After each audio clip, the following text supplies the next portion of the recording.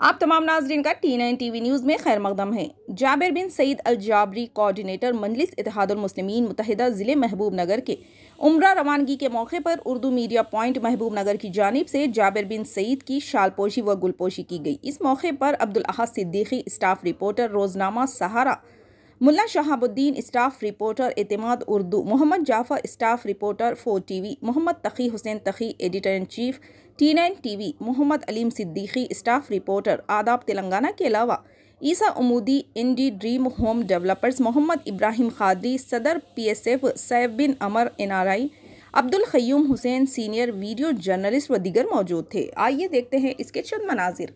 Channel को like करें, share करें और सब्सक्राइब करना ना भूलें।